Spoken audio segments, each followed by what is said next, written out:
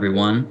My name is Galen Fitzke. I'm a legislative associate with Mennonite Central Committee US, MCC US, and I am zooming in from Washington, D.C., where there's a blanket of snow on the ground and also quite a lot of breaking news coming out of the city, especially as it relates to immigration. I want to thank you all very much for joining this webinar that we are calling an invitation to hospitality and solidarity with immigrant communities. I am very excited and encouraged that we have had over 800 registrations for this webinar, and there are a couple hundred of you joined already here on the Zoom. We are going to get started right away as people continue to join. Because we only have an hour, I want to cover as much material as we can. First, though, a logistical item. This webinar will be conducted in English, but if you need access to interpretation into Spanish, we do have that available. You just have to click the globe at the bottom of your screen. I will also give that instruction in Spanish. Si necesitas interpretación en español, haga clic en el globo al parte de abajo de la pantalla. Haga clic en el globo si necesitas interpretación. The purpose of the webinar is to provide you all with the means and encouragement to assist and welcome immigrants in your communities.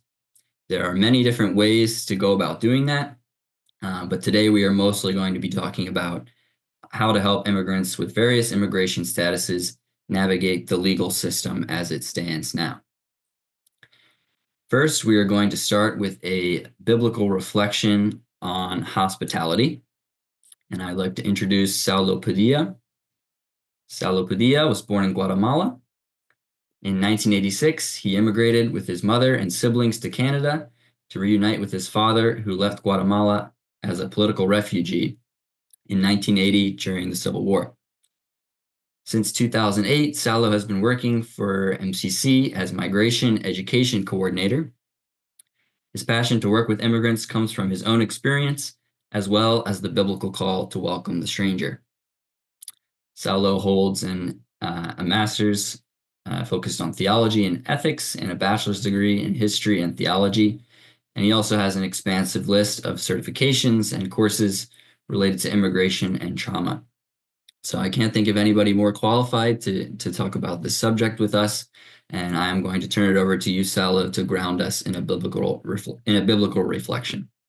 Thank you, Galen. Hello, everyone. First of all, let me thank you for being here for many reasons. One, it is the hope that this gives us. When I go to churches, and especially in the last few weeks, and thank you for those of you who have sent us messages with encouragement about the work that we're doing, and also with the interest of working with MCC and collaborating with us. I also have to apologize. I have a cold, and my voice is not as clear as I wish it was for this afternoon. But thank you for being here. Thank you for the encouragement and for the hope that you give us. Many times I have been asked in churches and in groups, what gives you hope today? And then I can't help but to say to people that what gives me hope is seeing 389 of you connected right now and interested in working in our immigrant communities. And also because I know thousands of you are out there and you are working and emptying yourselves in the work of hospitality and being faithful to the call of welcoming strangers and welcoming newcomers and welcoming each other.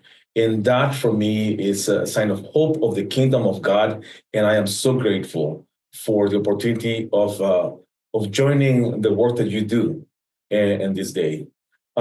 Today, I just want to invite us to consider a couple of things. And one of them is I've been reflecting quite a bit lately on a passage in the Bible. This is for a while that I've been carrying this.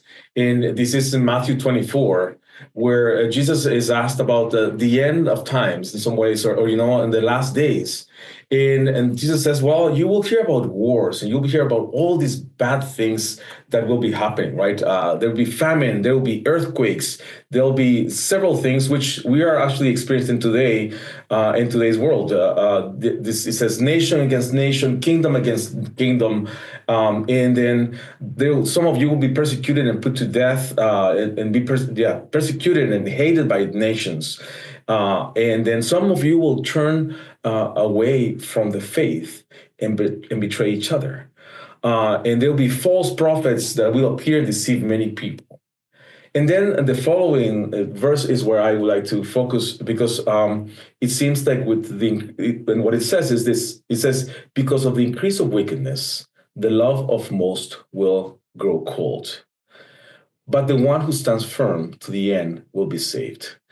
The actual version of verse in here in the Bible, in the original kind of text, it says that the love of many will wax cold, as the wax in a candle, and yes, when a candle goes cold, or the wick goes off, then the wax goes cold, and you can see some of the cold wax here, where I have stuck this in this piece of wood, but.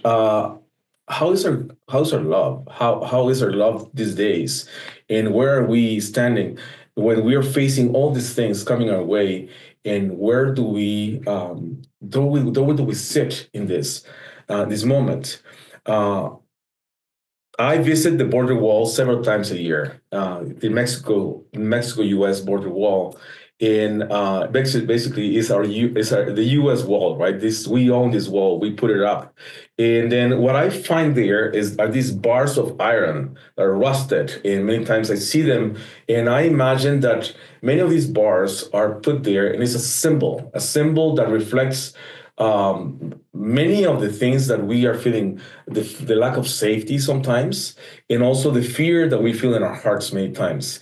And for me, sometimes this wall is also when our love is waxing cold, and also that we have and nurture some of the love that we need to keep going, keep it in our hearts. So how do we do that? And I am concerned often about that wall because it's killing people. Many people are trying to cross the border to find safety on this side, and they have to go around it. The Border Patrol officers that I've talked to, they said people try to go underneath it, try to go on top of it, try to go around it to find safety. And it is killing many people as well. So it's a symbol, and it's also killing people at the border. But what I'm more concerned today, it is about the borders in our hearts and our minds.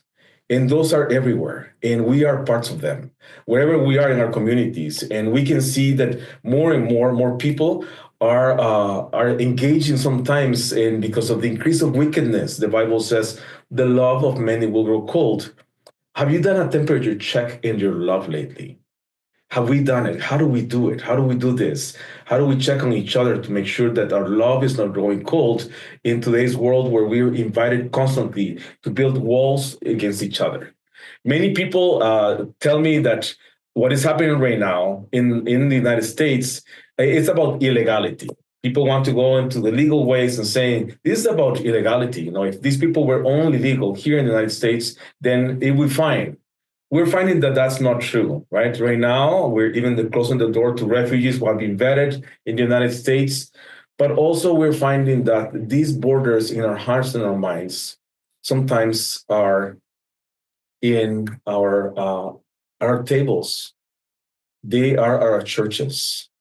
They are dividing our communities, and sometimes our families, sons and daughters of ours, then sometimes separating from family members because we don't have peaceful practices to extend then hospitality to each other. So how do we do this, and how do we prevent from our love going cold and then our wicks turning off? And our invitation then from the Bible is for us to check on each other, check our love. that we are not being invited to participate in that? How do we do that in a society that continues to invite us into that? So then here at MCC, we have a curriculum called Peaceful Practices, and we invite you to use peaceful practices, the things of curiosity, discovery with each other, a dialogue, good communication practices. How do we find transformation with each other in times where we're being invited to put these walls and being separated from each other? So then I think that our work today, then it is actually to invite each other then to remain warm in our lives, to remain supporting each other, reminding each other of our peace stance. After 500 years of Anabaptism, maybe today is the time when we need to remind each other of the commitment we have done with peace and justice, and that we will not participate in the things that the world is inviting us, but we will be faithful to God's call to welcome each other, to welcome newcomers, to welcome the stranger, and a peace stance that invites us then to walk with God in today's world of violence, and to love each other in every way, across borders, but across our churches and across our differences as well, and find ways to communicate with each other. Blessings to you. Thank you for being here. Thank you for walking with us in this. And we have several resources today that we want to give you so that you can continue to walk with us faithfully with God and welcoming each other. Thank you.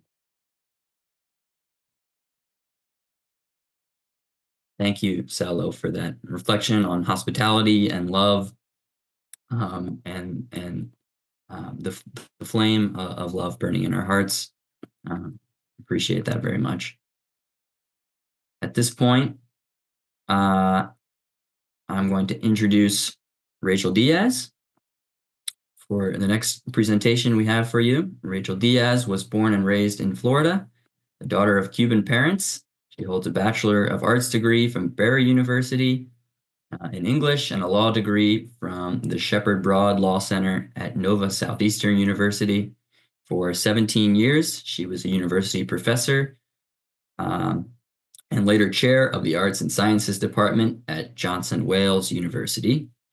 Since 2006, she has worked with MCC in the South Florida Immigration Program, lending her knowledge as an immigration attorney to immigrants in their legal needs.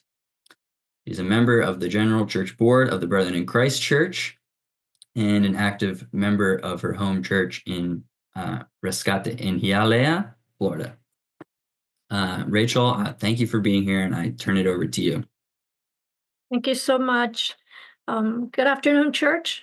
I echo what Saulo said, is encouraging and super happy to see the church. It doesn't surprise me, but it does fill me with great joy to see the church just standing up and saying, I support my neighbor. And so in this short time, I want to share with you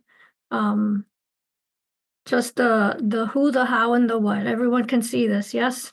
Of who is in danger, who isn't at this time, how you and I can help, and other things, or what else we can do. And obviously we have a little bit of time, so this is a lot of information, a little bit of time, but of course we're here to answer questions today and any other day that we need information.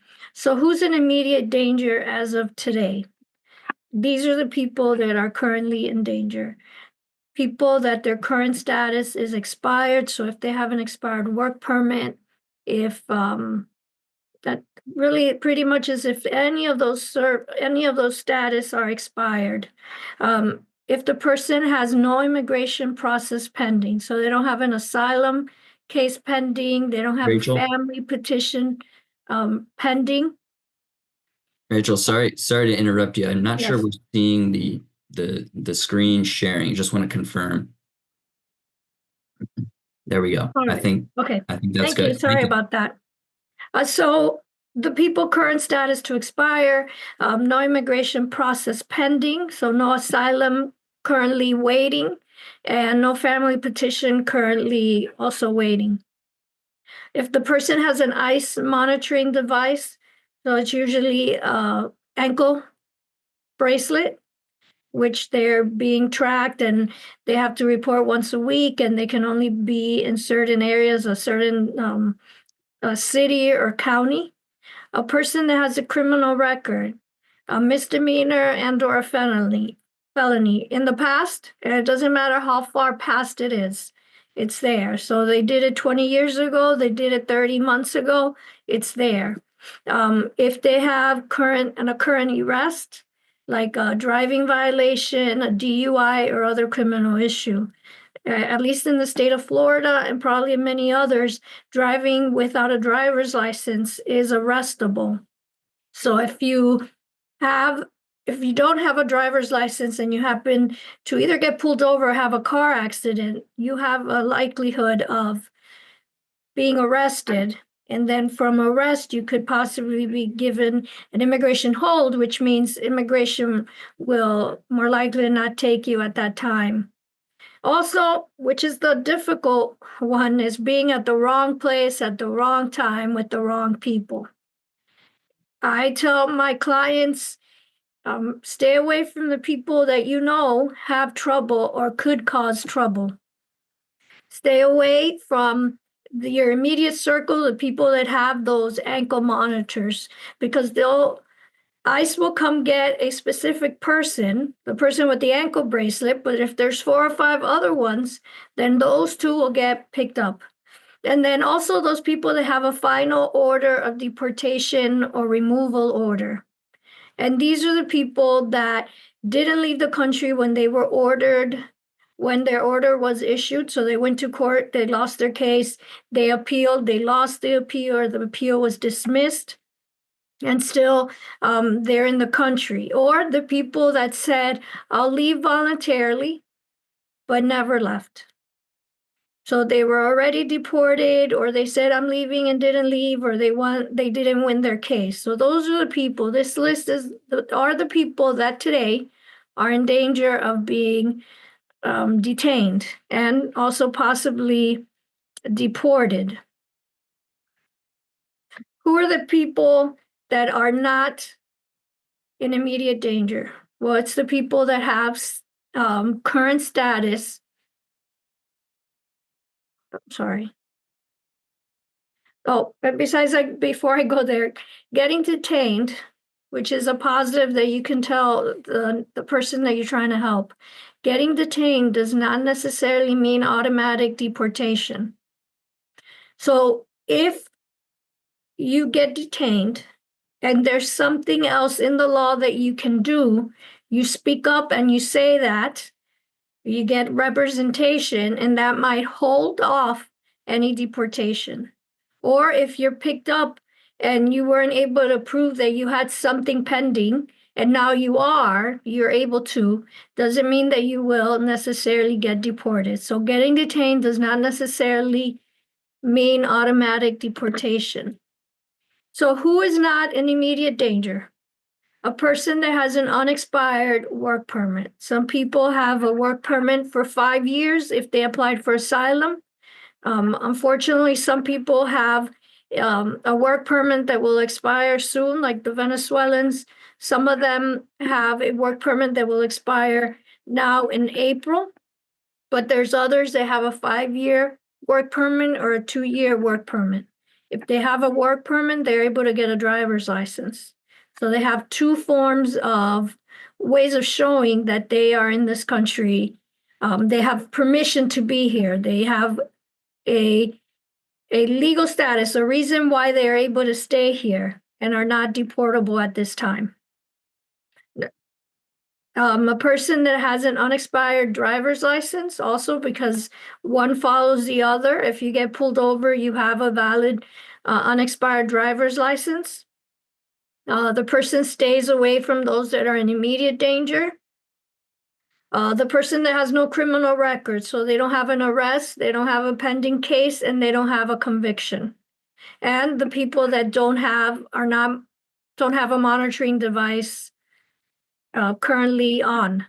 So these are the people that right now are not in immediate danger. Now, if we go back to an unexpired work permit, if they have a work permit, but they have an arrest, they get arrested, then that doesn't matter. It doesn't matter that they have an unexpired work permit if there is a pending arrest, a pending criminal issue, then they can be in danger. Now, this is why we're here together today. How can we support our immigrant brothers and sisters? Well, we can transport them. It's very hard, and I say to people, don't drive. And then I follow that by saying it's really easy for me to say don't drive because I came here driving. But driving without a driver's license is a big deal. It is a big deal. To be detained and possibly deported because you drove without a driver's license is just horrible. So I, as a neighbor to my friend, to this person that's an immigrant, I can take them to that doctor's appointment. I can pick them up and take them to school, to church. I can figure out in my church the person that perhaps is retired that can take this person to work every morning. Transportation is a big help and a big necessity. You can accompany people to their governmental offices, and I'll give you an example. I had a client that had a work permit, and when you get a work permit, you should receive your Social Security immediately thereafter. But because they're two different offices, one might get there before the other. So even though she had a valid work permit, because she didn't have a Social Security card, she still couldn't work. And that was very frustrating and difficult for her. And I explained to her, go to the Social Security Administration office, tell them that even though you didn't get the card, your number will be in the system. They just have to look in the system. Well, she wasn't being heard. Perhaps they didn't understand. And she had a friend that spoke English, an American friend, that said, okay, Rachel, explain to me what is it that she needs to do. And I explained it. She went with a friend and she walked out with a Social Security number. We need a friend. And these governmental offices and all these processes are difficult, are complicated, and are frustrating. If we have an advocate, someone that understands the system, someone that understands the lingo, it's helpful. Help this person go through their immigration documents. It's very important that the person look at their papers. I've received a call yesterday and a call a couple of days ago of people that have legal status in this country and are scared. They're going to deport me. They're not going to deport you. You have a work permit. Even another person that called me, and she was probably the age of my mom. She was 80, been here 50 years, and she was worried that she was going to get deported. I said, you have status. You're all right. And she was scared. And then there's other people that don't have status. And because the system is complicated, people go to court. And when they go to court, since they don't get arrested or taken away, people think everything's all right. It's not all right. You have perhaps a deportation order. You just, don't know how to read it, or again, just think, "Oof, I left, so all is good," and it isn't. It's important that people look at their paperwork. And so they might need somebody that can sit with them and go through it and, see the language, or have somebody that can help you read it and figure out what it is they have and don't have. Another thing is help them find legal assistance. There are organizations, and we're going to have a list up of all the nonprofits or low-cost immigration legal services so that people can go. It's very important that they seek out and that they understand what's happening. They understand what recourse, if anything, they might have, because some do, and they don't know. And if they don't, it's important that someone that understands can say that to them. Another thing that is very important is helping people complete paperwork. Children that are U.S. citizen need a U.S. passport. If the worst happens where the parent gets detained and sent back to their country, they have U.S. citizen children here that don't have any way of going back to be with their parents if that's what the parents decide. Many people have been calling me because their kids do not have a passport and they're scared of going to the passport office. And even though the passport office is not connected to immigration, I can understand why nobody wants to show up to any governmental office. I will set up a worksheet and we'll post it of ways that the person can, or these children can have a passport even though the parent can't show up. And so I can fill out a document, get it notarized, and make an appointment, and I can help these children get a U.S. passport without the parents ever having to step into the office. It's very important that children have their U.S. passport. We have some documents that I believe are posted also that is called a parental rights delegation, where it's a healthcare surrogate, so that if I am detained or deported, that my friend that's gonna watch my kids, keep my kids for that time, that they have permission in the event that my child has to go to the doctor. Very important, very difficult conversation to have with a parent, but very important. There's another document that the person can sign so that this person can have a little more of a say of putting this child on an airplane. And then a power of attorney. Each state has a template that can be used, and it just has to be notarized to make it official. And that power of attorney can be irrevocable. It has to be revocable because otherwise, whoever the friend is going to keep their things forever. But this is for the person that has a bank account. This is for the immigrant that owns a house, that has a business. They need somebody that can deal with that in any type of process that needs. You can be that neighbor that can help them with that documentation, or even be the person that signs it and says, I'll do this for you. Just going back to the parental rights delegation, the person that they delegate the parental rights for, and this parental rights is not forever. They're not signing away their children. It's just a temporary time. The person that signs it has to be a permanent legal resident of the United States, or they have to be a U.S. citizen. It's important. It can't be anybody else. It has to be a U.S. citizen or a permanent resident. It doesn't have to be a family member. It just has to be somebody that the immigrant trusts. We need to inform people of their rights. We have that also posted. What are their rights? If you don't have a warrant, you don't let people in your house. You don't let ICE in your house. Obviously, once you open the door, you've invited in, but you don't open the door, and you let them know, don't sign papers until you have legal representation, and all those things that document explains. There are rights. You don't have to be a U.S. citizen or a permanent resident to have the rights of the Constitution of the United States apply to you. And then we also have a family preparedness plan. Every family should have that, and we have that posted. It's important. People have to make very difficult decisions, and it's important that they have a plan of what the family should do in the event that this or that happens, and then have a plan. What is it that you want to do? And some people decide that they rather go back. And those are difficult situations, but those are decisions that they have to make. But the family has to be made aware of what they are planning to do. And then what else can you and I do? Well, we need to help immigrants stay away from social media. Please, they need to stay away from social media. I had somebody call me today. Is it true that Trump is giving everybody a driver's license? No. Is it true that they're going to take my U.S. citizen child from school? No.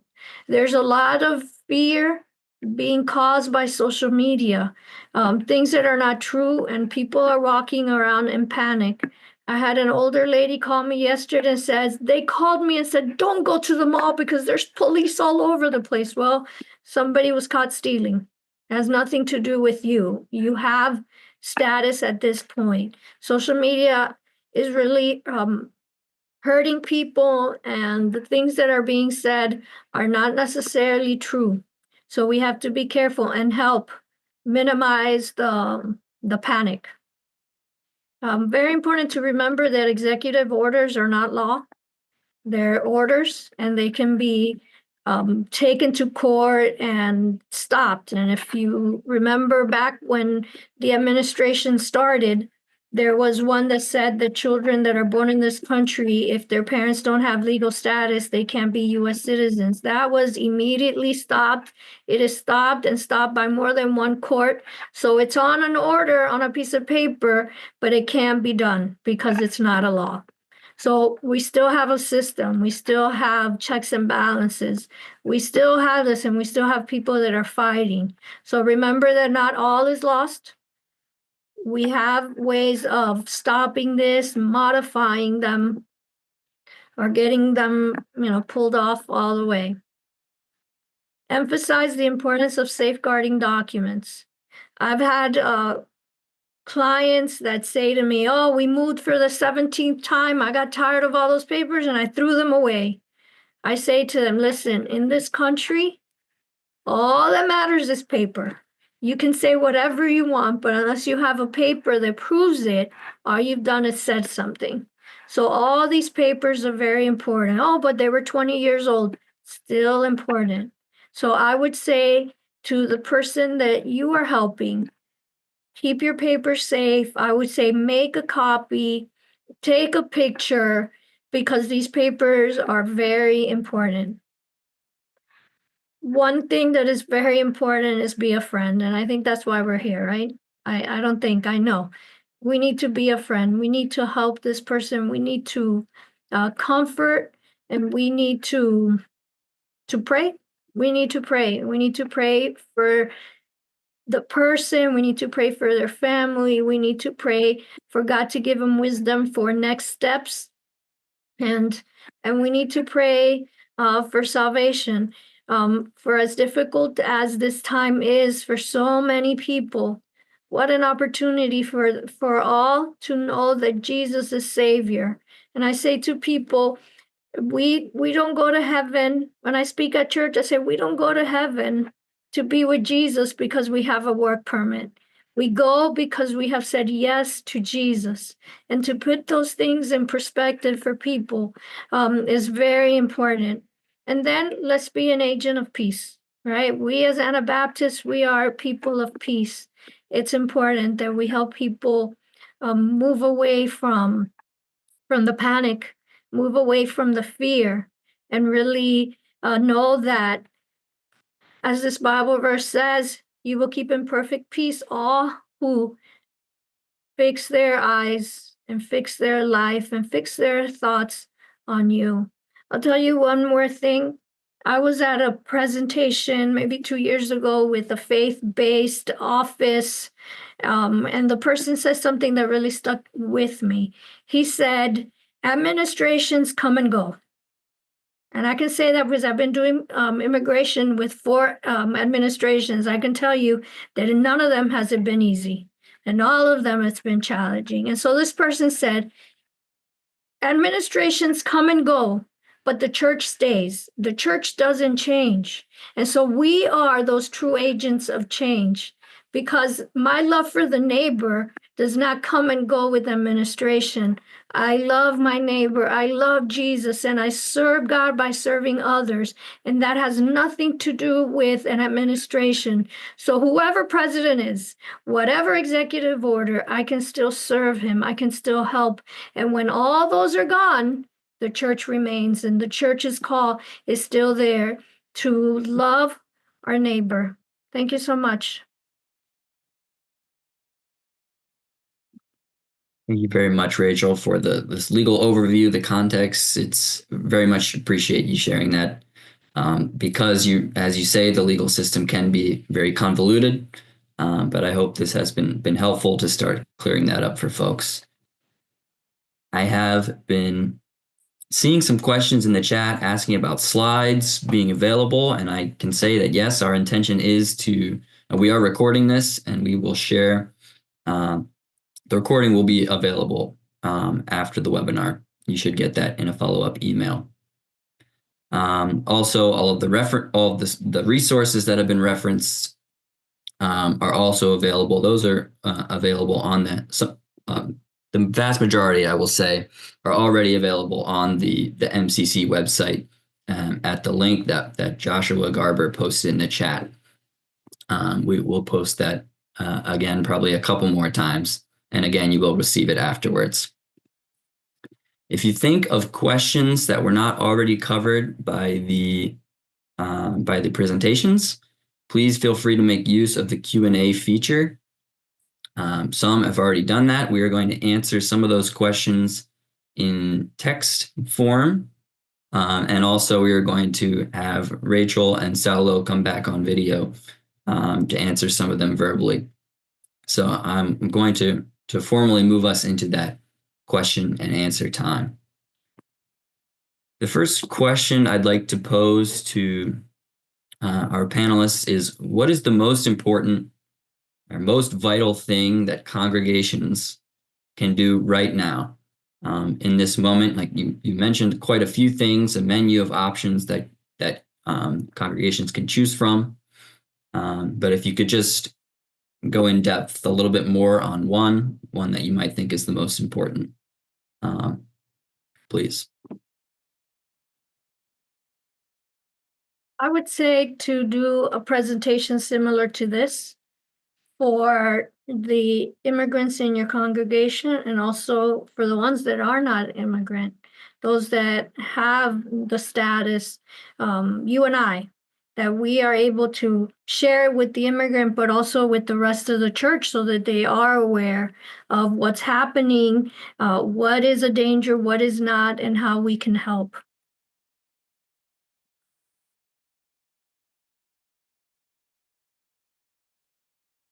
For our immigrant congregations, I think that both knowing the rights, and one of the things that I wanted to say as well here is that here in MCC, some of you have been requesting the Know Your Rights cards that we have, and we just made an order of 50,000 of them, and they will be going to our regional offices in across the country.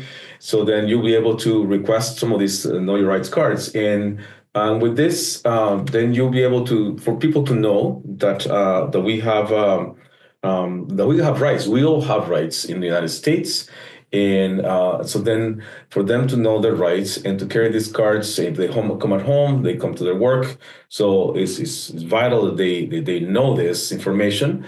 And then also the other thing is that at this point, we have to address the issue that there are deportations happening, and that what Rachel was saying, in preparing people. So then many congregations, and I will say what we can do is walking with people through that preparation kit of what will happen, right? Guardianship of the children, and what will happen to my bank account if I am deported. Then so signing a power of attorney with somebody, so that they know that that account, then they can take the money out and send it to that person.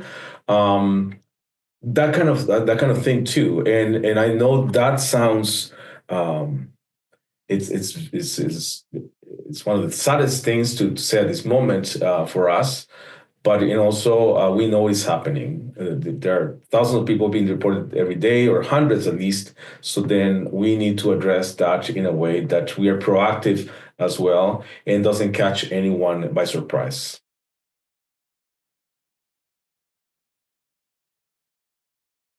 Both for that response. Second question I would like to highlight and uplift is, what should church staff know, say, or do if immigration officials show up at a church? We had somebody specifically ask if a if a sign on the door that says ICE can only enter with a warrant, if that will, how far that will go towards preventing ICE from entering to arrest an undocumented neighbor. What advice would you have for churches who want to be prepared if ICE were to show up? And what would you say about the likelihood of that happening in the first place? The order that went out that said secure locations, or whatever the language was, that it's no longer in effect, that order also says that ICE agents are to use common sense. And I believe that they will use it. I think that a strategy that I would use is to speak to the ushers, the greeters at the church, make sure that they are documented and have them be aware of that. I would say that if they see someone, or if they know that it's ICE, that they should step outside and speak to them. Ask why they're here. Are they looking for a particular person? Can they, speak to that person? Can you ask them to wait, to give them a chance? I heard a priest talk about that the other day, that he had ICE sitting outside of his church, and he went out. The pastor personally, or the priest personally, went out and spoke to them and said, why are you here? Give the church an opportunity to be done. And then it really, that's what I would say. I don't know how much a sign on the door will really work, because if they say they have a warrant, then they have legal right to apprehend the person. And I think that to work within the law, and to not make it a point of aggression, or people getting worked up. I think that that's the better way. I think that the church has to be a testimony regardless of what's happening.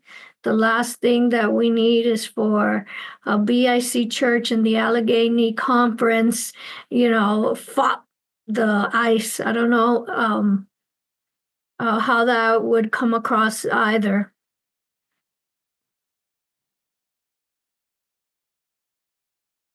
Thanks, Rachel. Do you have any comments on that, Saulo, or I can also move us to another question? Yeah.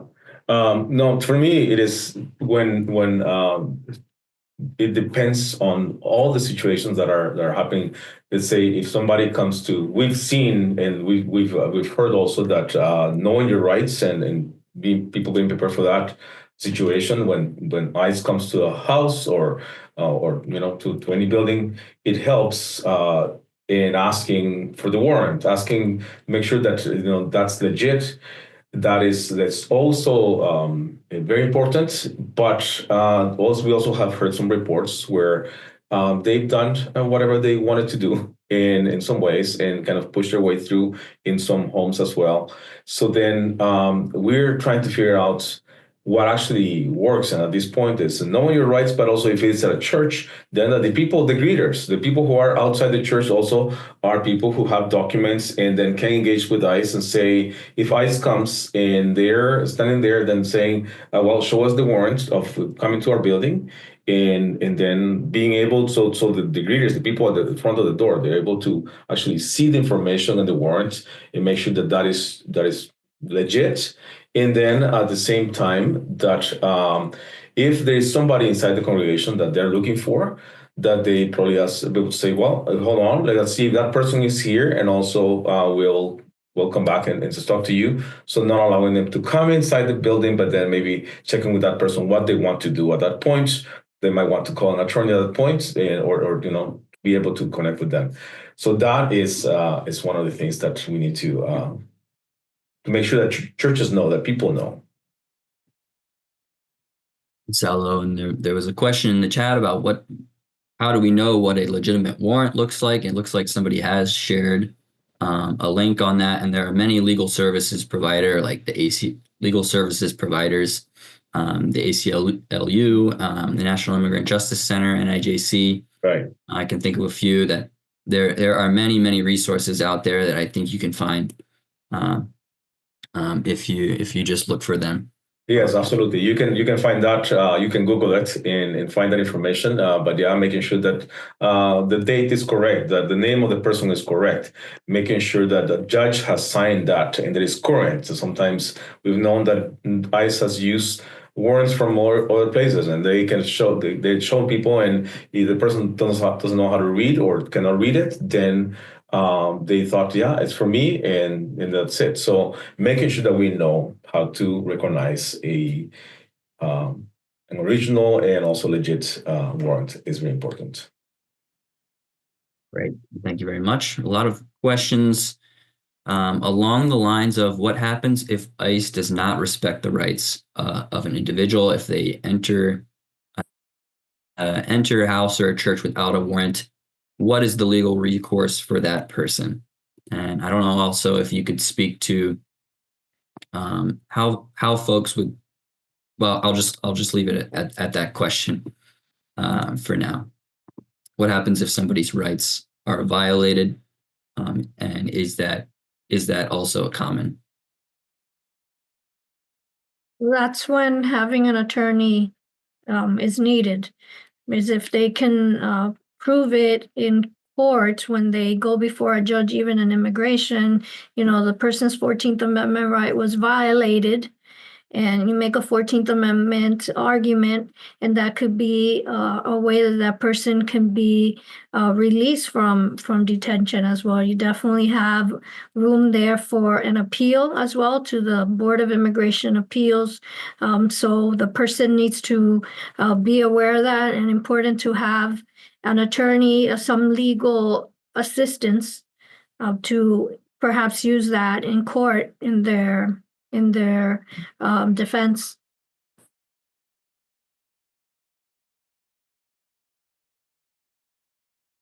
Great. Thank you for that. If follow-up question to that, somebody posted in the chat, if ICE does pick somebody up, detains them, how can you find out where they are? Are there resources for that? Yes. Rachel, do you want to go, or I can also Go respond? ahead. Yeah. Go Okay. ahead. Yes. You can actually Google ICE Locator, ICE Locator website, and you can. It will ask you for information on the person that you're looking for, and if you have the name, the last name, the first name, the last name, the person, and also sometimes this is good to use a middle name as well. So because it gives you the option for that. It also asks you for the birth date in the place where they were born. And also, if the person has an A number that is given to people who are in the process in the United States and immigration process, then if you have that A number, then we much easier to find that person. Any kind of if you make a mistake typing anything or any difference in the name, then it will not show you anything. I've used it several times, and sometimes it takes a while to.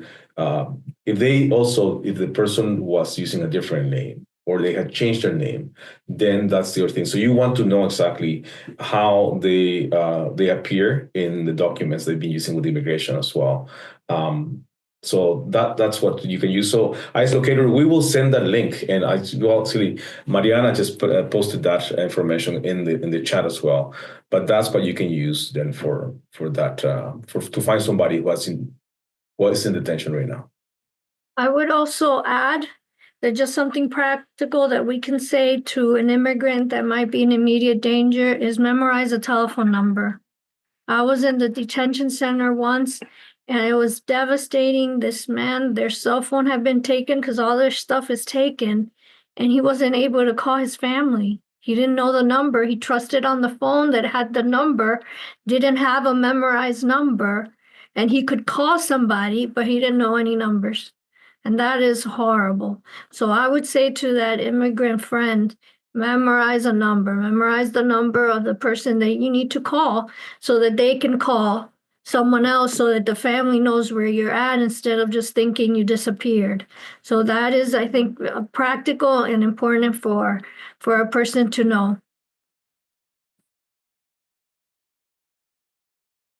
We have a question in the chat. Could you share an update about immigration-related programs throughout the MCC system in Latin America and otherwise? I'm going to take a point of moderator's privilege to answer that question because I anticipated it and reached out to our friends in the LACA regional programs. And they shared that there are more than a dozen local partners and churches who assist and support migrants in transit.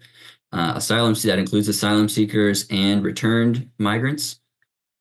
So our staff throughout the Latin America region are currently engaged in discussions with those partners and local Mennonite and Anabaptist church conferences who are being moved to discern their role in all of this.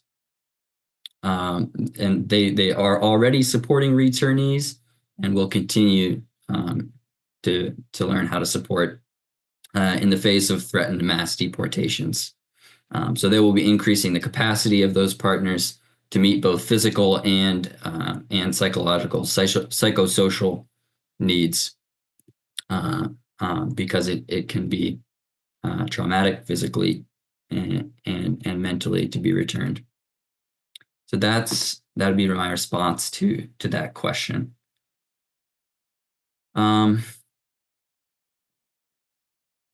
think I'm also going to take another point of privilege just to mention a resource that you could consider if your church is thinking you want to go above and beyond and think outside of the box, maybe challenge some of these legal systems that we're seeing.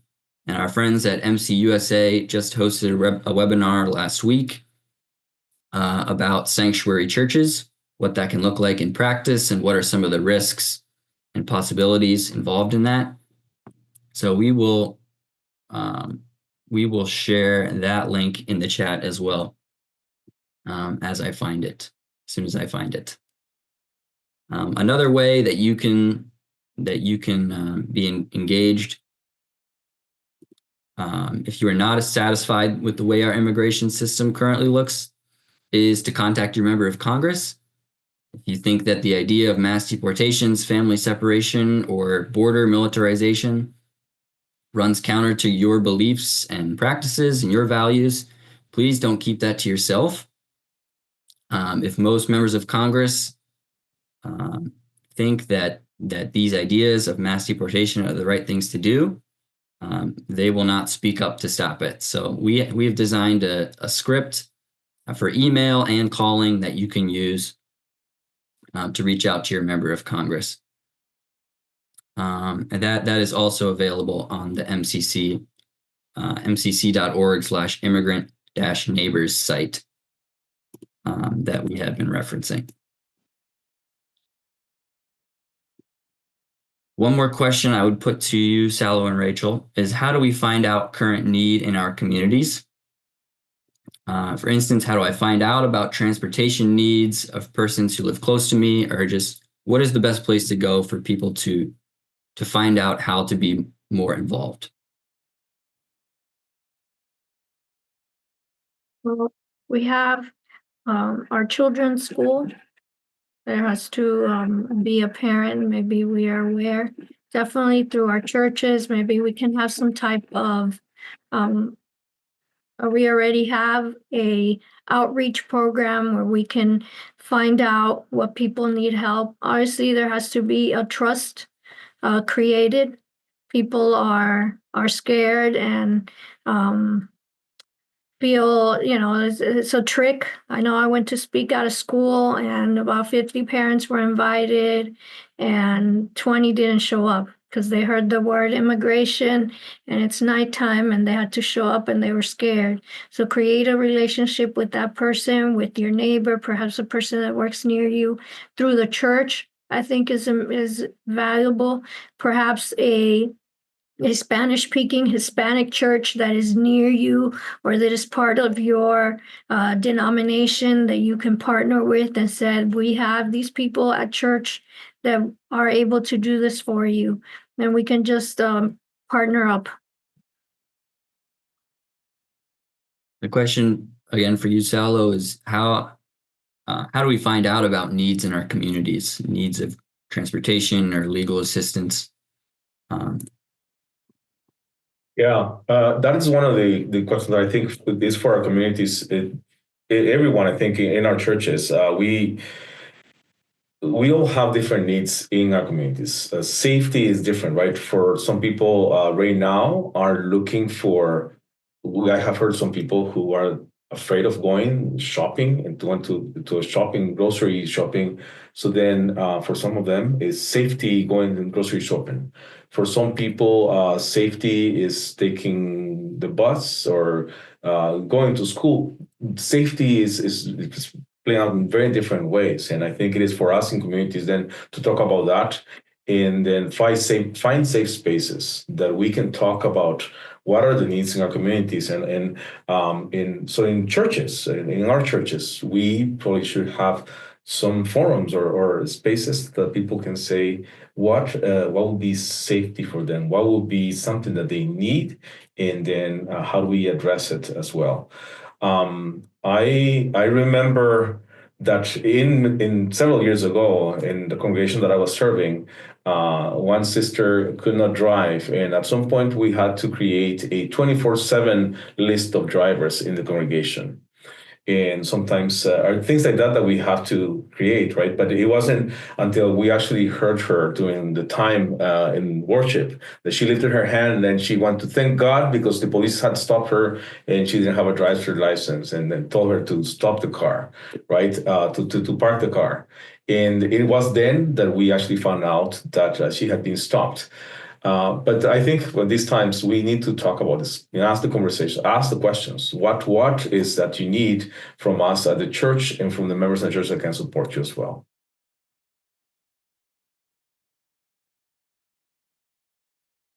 Saulo, we're running up against the end of our time. I think that's going to have to be the last question. But I just want to make another plug for the mcc.org website that we've been sharing throughout the webinar. A lot of you are asking great questions. Some of the answers to those questions that we didn't get to are in those are on those web pages. Other questions, they could be a webinar all their own, and in fact we may have to consider doing another one like this, making this a series. So please stay tuned. In the meantime, there are many ways to get involved, as we've been saying, from legal services to advocacy to being more involved with community organizations and the churches around you. To wrap us up, I'd like to turn it back over to Saulo one more time to end us in a word of prayer. Thank you, Galen. I also want to thank everyone who has been here with us, and also for your solidarity with us. As the son of a refugee, as an immigrant, I am so grateful to see the church turn out in this way and to be for the interest in walking with us. Thank you for that. Please feel free to reach out to us in MCC, to our regional offices. You can reach out to me and also people in the Washington office so that we can continue to walk with you in this path. Let me read a prayer for us today, and also as we walk with people in our communities. God, we walk with our brothers and sisters in desolation. Please don't be far. We are afraid and our souls are trembling. You cried in Gethsemane, come cry with us. Many hunt for us, and we are accused of breaking the law. You have been persecuted. Come be our witness, defend our cause. Make known the roots of our suffering and the causes of our journey. Make public that our intentions are in accord to your law. Intercede for those who walk with us in this path. Make their rights be known and their voices be heard. Anxiety and fear are our companions in our journey. Replace them with peace and hope. Nurture our spirits while we are far from home. Be with our loved ones. Christ, you have been a migrant. You have been exiled. Come walk with us and bring justice and peace into our lives.